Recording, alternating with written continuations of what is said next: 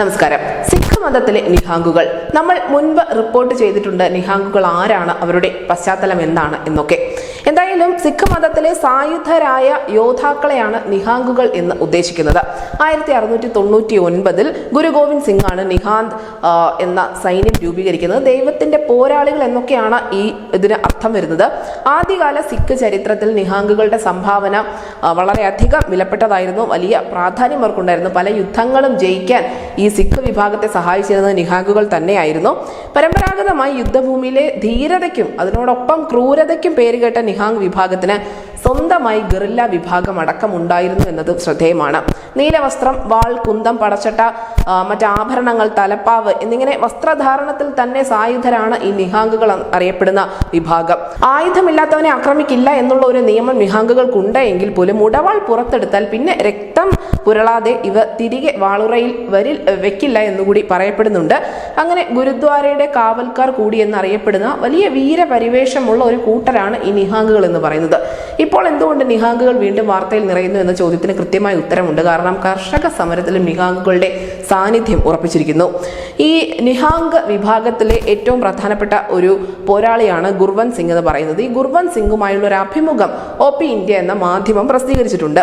ഇത് കർഷക പ്രക്ഷോഭങ്ങൾക്കിടയിൽ നിഹാംഗുകൾ അവരുടെ ഏതൊക്കെ റോളാണ് കൃത്യമായി ചെയ്യുന്നത് എന്നതിനെക്കുറിച്ച് ഈ അഭിമുഖത്തിൽ ഇദ്ദേഹം വാചാലനാവുന്നുണ്ട്. അതിനോടൊപ്പം തന്നെ ചില വിവാദപരമായ പ്രസ്താവനകൾ കൂടി ഈ നിഹാംഗ് നേതാവിന്റെ ഭാഗത്തു നിന്നും ഉണ്ടായിട്ടുണ്ട്.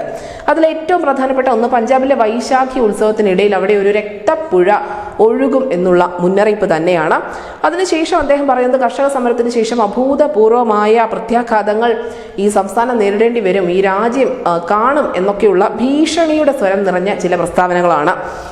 അതിനോടൊപ്പം നമ്മളിപ്പോൾ കരുതുന്നത് കർഷക സമരം ചെയ്യുന്നത് അവരുടെ പല ആവശ്യങ്ങൾ, പ്രത്യേകിച്ചും MSP മിനിമം സപ്പോർട്ട് പ്രൈസ് അല്ലെങ്കിൽ താങ്ങുവില ഉറപ്പിക്കുക, അങ്ങനെയുള്ള ചില കാര്യങ്ങളിലാണ് ഈ കർഷകർ സമരം ചെയ്യുന്നതെന്ന് നമുക്കറിയാം. പക്ഷെ നിഹാംഗുകളുടെ ഈ നേതാവ് പറയുന്നത് ബന്ദി സിഖുകാരെ മോചിപ്പിക്കണം എന്നുള്ള പ്രധാനപ്പെട്ട ആവശ്യം കൂടിയാണ്.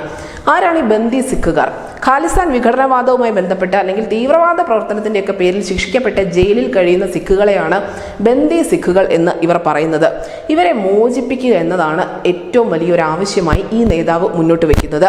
തൻ്റെ അമ്പെയ്ത്ത് കഴിവുകളിലുള്ള വിശ്വാസം അല്ലെങ്കിൽ അതിനെക്കുറിച്ചുള്ള വീരശൂര കഥകളും ഒക്കെ ഈ അഭിമുഖത്തിൽ ഇദ്ദേഹം പറയുന്നുണ്ട്. അതിനോടൊപ്പം മറ്റൊരു കാര്യം കൂടി പറയുന്നുണ്ട്, പോലീസിന്റെ ഡ്രോണുകളെല്ലാം തന്നെ തങ്ങൾ അമ്പെയ്ത് താഴെ വീഴ്ത്തുമെന്നത്.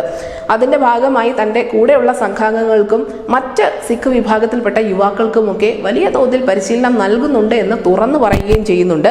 പക്ഷേ അതിനോടൊപ്പം മറ്റൊരു ആശങ്ക കൂടി അദ്ദേഹം പറയുന്നുണ്ട്. താൻ അറസ്റ്റിലായാൽ തനിക്ക് വേണ്ടി ആര് പുറത്ത് നിയമയുദ്ധം നടത്തുമെന്ന്. കാരണം ബന്ദി സിഖുകൾക്ക് വേണ്ടി ആരും ഇതുവരെ നിയമപരമായ പോരാട്ടമൊന്നും നടത്തുന്നില്ല. അതായത് ഈ തീവ്രവാദ പ്രവർത്തനത്തിൽ ശിക്ഷിക്കപ്പെട്ട് അകത്ത് കഴിയുന്ന ഖാലിസ്ഥാനി വിഘടനവാദികളുടെ കാര്യമാണ് ഇദ്ദേഹം പറഞ്ഞു വെക്കുന്നത്. അഭിമുഖത്തിൽ ഉടനീളം ഏറ്റവും വലിയ പ്രാധാന്യത്തോടു കൂടി സംസാരിക്കുന്നതും ബന്ദി സിഖുകളെ കുറിച്ച് തന്നെയാണ്. അങ്ങനെ കർഷക സമരത്തിന് പിന്നിലുള്ളത് ആരൊക്കെ എന്നതിൻ്റെ കൃത്യമായ രൂപം പുറത്തു വന്ന് തുടങ്ങിയിരിക്കുന്നു. ഈ നിഹാംഗുകൾ വലിയ ഒരു പങ്ക് കർഷക സമരത്തിൽ വഹിക്കുന്നുണ്ട് എന്ന് തന്നെ വേണം ഈ നേതാവിൻ്റെ വാക്കുകളിൽ നിന്നും വായിച്ചെടുക്കാൻ. News desk news India Malayalam.